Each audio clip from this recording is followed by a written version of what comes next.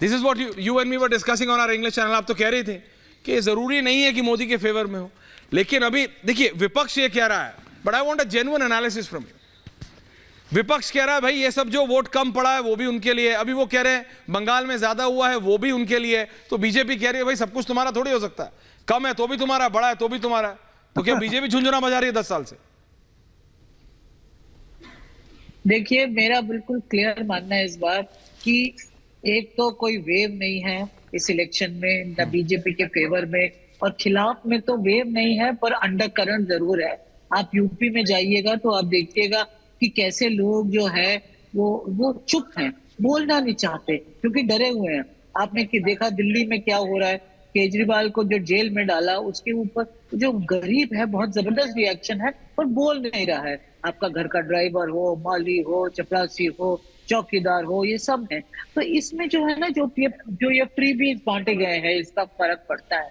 BJP south को north से compare करती है, वही सनातन, वही इश्यूज, वहाँ रिजर्वेशन बहुत पहले हो गया, ब्राह्मण बहुत पहले छोड़ के चले गए तमिलनाडु, वहां का पूरा कास्ट डायनामिक्स बदल चुका है। आप क्यों नॉर्थ को सुपर इम्पोज कर रहे हो साउथ पे? आपने जो है वहाँ लोग पढ़ते हैं, पढ़े लिखे हैं। एक minute okay please, okay complete, please complete ma'am. पढ़े लिखे हैं, यहाँ की तरह नहीं कि आप रिलीजियस फर्वर और पैशन को लोगों में इंजेक्ट कर करके उनको अब कुछ दिखता ही नहीं है। साउथ में ये ट्रेंड नहीं है।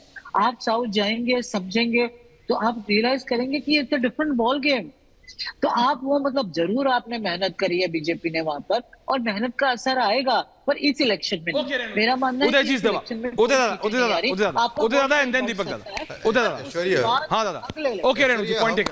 हम एक माइक्रो लेवल पे हम इलेक्शन को एक माइक्रो लेवल पे देख रहे हैं। हमको एक मैक्रो लेवल पे देखना पड़ेगा कि कोई ऐसा क्षेत्र नहीं है जहां भारत ने माननीय नरेंद्र मोदी जी के नेतृत्व में प्रगति न की हो।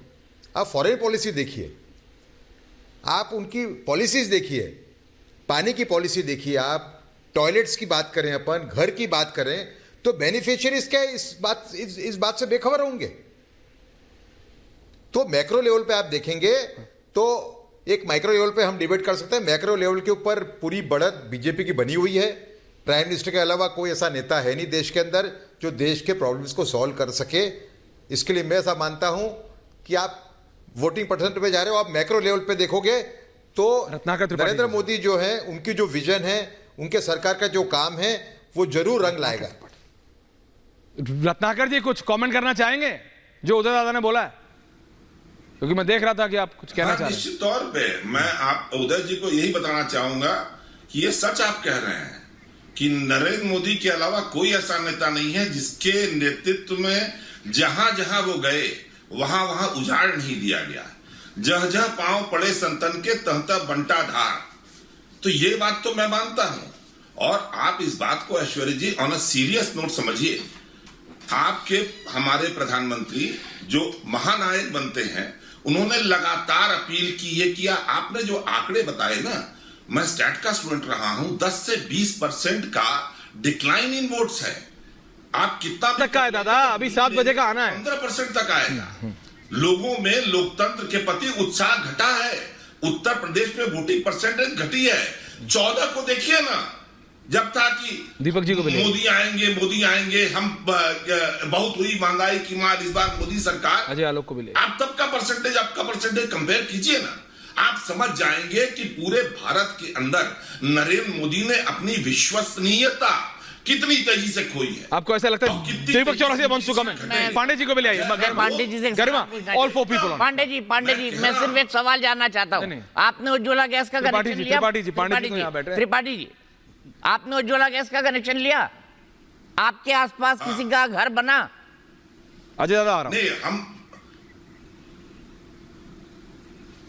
दीपक चौरसिया जी, अगर आप सीधा जानना चाहेंगे तो हमारे आसपास के जितने भी गरीबों ने मकान दिया, उनका मकान नहीं मिला, नहीं बना। अच्छा। हमारे आसपास 2-4 लोगों ने भी जो उज्ज्वला कनेक्शन लिया था ना, उन्होंने कनेक्शन छोड़ दिया। अच्छा, आपकी बात कर रहा हूं, आपने लिया था उज्ज्वला? उनके साथ कैसे व्यवहार करते हैं या उनकी, मैं लूंगा, मैं बेईमान आदमी हूं। उज्ज्वला किसके लिए है आप मुझे बताइए ना। आप मुझसे क्यों पूछ रहे हैं? दीपक जी इतने सीनियर रिपोर्ट आके ना, मैं इसीलिए जानना चाहता था, मैं इसीलिए जानना चाहता था, इसीलिए जानना चाहता था कि प्रत्यक्ष को प्रमाण की जरूरत नहीं होती। काशी के हाईवे आप भी देख रहे हैं कितने वहां फ्लाईओवर बन गए हैं।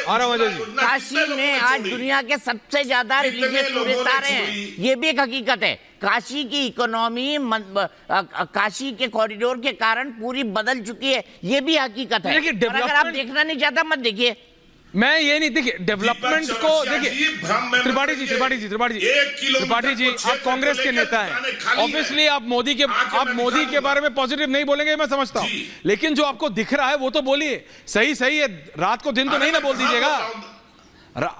अब आपके नेता तो कोई कौन सा बिस्किट किसको खिला देते हैं, ये भी फाइट है लाइफ में। आपके नेता की अलग सुनिए। नहीं, अरे आप भी सुना कीजिए कभी दादा, आपको चोट लगा है, मैं आराम से बात कर रहा हूं, रिलैक्स। अच्छा बोलिए, 30 बोलिए। अच्छा बोलिए। नहीं, आज आप सुन लीजिए। अच्छा बोलिए। रोज यही बोल के टाइम ले जाते हैं। दीपक चौरसिया जी को मैं उनको सिर्फ बुला रहा हूं अपने खर्चे पे, रुकवाता हूं। 24 घंटे उनको दिखाऊंगा। काशी विश्वनाथ कॉरिडोर को सेंटर अगर बना लेंगे ना, तो 700 मीटर इधर 700 मीटर इधर छोड़ के, खाने पीने होटल को छोड़ करके, अगर इनको किसी दुकान में भीड़ दिख जाएगी तो नरेंद्र मोदी ने बोला था ना, मुझे चौमहानी पे बुला के चप्पल मारना, मैं इनकी चप्पल खाने को तैयार हूं। मैं भी आपके चैनल पे बोल रहा हूं। ना इकोनॉमी का ये गलत काम मैं नहीं करना चाहता। मैं जब ओके अजय आलोक जाऊंगा आपके साथ घूमने जरूर जाऊंगा, घूमिएगा। Okay Ajay Alok is countering. Uday Dada आ रहा हूं after Ajay Yadav, Uday Dada coming after Ajay ji, Ajay Alok and then Uday Dada. Aishwarya जी ऐश्वर्या जी चुनाव के पहले रत्नाकर जी ने दीवार पे मार के अपना सर फोड़ लिया, भगवा को दोष दे रहे हैं। अब चुनाव बाद कुछ और ना करें, खिलाड़ी आदमी, इनके परिवार वालों को इनकी थोड़ी सोच रखनी चाहिए, ज्यादा उद्वेलित हो जाता है। अहंकार देख लीजिए। मुझे उम्मीद करता हूँ कि स्वस्थ हो जाए जल्दी से, दीवार पे मार के जल्दी से स्वस्थ हो जाइए। अब दीवार पे सर मार के क्या होगा, क्योंकि इन्होंने कहा कि जहां पड़े संतन के पांव वहां हुआ बंटाधार। अरे ये कहानी तो राहुल गांधी पे लागू होती है भाई साहब। जहां पांव पड़े वहां से कांग्रेस उखड़ गई। उन्होंने कहा खटाखट आएंगे और फटाफट कांग्रेस साफ होती जा रही है। कहाँ है? एक मिनट वापस आइए। अरे भाई हम लोग यूजलेस डिबेट करने थोड़ी ना बैठे हैं। रिजल्ट क्या आएगा वो तो 4 को दिख जाएगा ना। ऐसा तो नहीं है या तो आप भी यही रहेंगे मैं भी यही रहूंगा। बात है कि तथ्यात्मक बातों पे अपनी बात को रखिए तो कोई बात होती है। आप कह रहे हैं अंडर करंट है। क्या अंडर करंट क्या चीज का होगा? अब मैं कहूं कि राम मंदिर का अंडर करंट है तो मानेंगे आप? मैं कहूंगा कि लोगों में भरोसा है कि कृष्ण मंदिर का भी सोल्यूशन निकलेगा, कृष्ण जन्मस्थान का भी सोल्यूशन निकलेगा, काशी का भी सोल्यूशन निकलेगा, उसका अंडर करंट है तो मानेंगे आप? एक मिनट मानेंगे आप? मैं कहूंगा कि डेवलपमेंट का विकास का अंडर करंट है, मानेंगे आप? मैं कहूंगा कि जितने एक्सप्रेस वे बने हैं पूरे देश में, जितना इंफ्रास्ट्रक्चर का काम हो रहा है उसका अंडर करंट है, आप मानेंगे? आप नहीं मानेंगे क्योंकि आप नेगेटिव आदमी हैं। आप नहीं मानेंगे। मैं कहूंगा 4 करोड़ घर बनाया गरीबों का, हर घर का अगर 4 सदस्य भी पकड़िए तो 16 करोड़ वोट हो गए। आप मानेंगे? नहीं है, इनको हम पॉजिटिव कर देंगे। 12 करोड़ उज्ज्वला योजना, ओके नहीं मानेंगे? Okay point